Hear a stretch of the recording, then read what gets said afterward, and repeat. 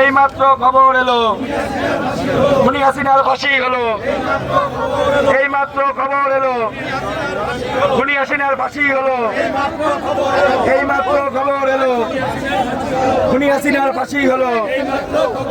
এই মাত্র খবর এলো খুনি হাসিনার ফাঁসি হলো। এই মাত্র খবর এলো খুনি হাসিনার ফাঁসি হলো।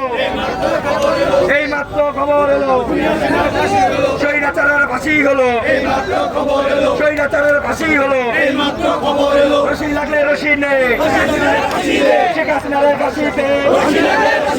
রশি লাগলে রশি নেই হাসিনার ফাঁসিতে। রশি লাগলে রশি নেই।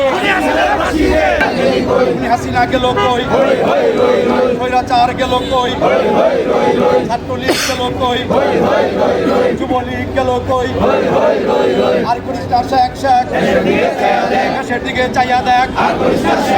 দুই বোনে মিল্লা দেশটা খাইছে গিল্লা, মায়ে পুতে মিল্লা দেশটা খাইছে গিল্লা। আজকে একটি মাইল ফলক দিন বাংলাদেশের ইতিহাসের জন্য।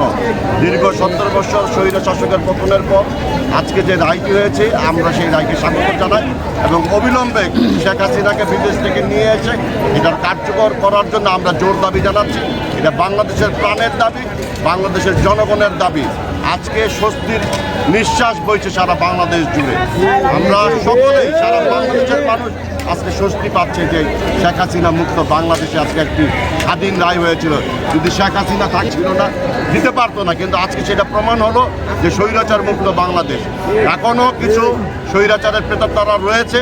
আমরা আইনের প্রশাসনের কাছে দৃষ্টি আকর্ষণ করতে চাই যে প্রেতাত্মা যারা রয়েছে, দোষর যারা রয়েছে, তাদেরকে বের করে এনে আইনের আওতায় আনার জন্য আমরা জোর দাবি জানাচ্ছি আজকে।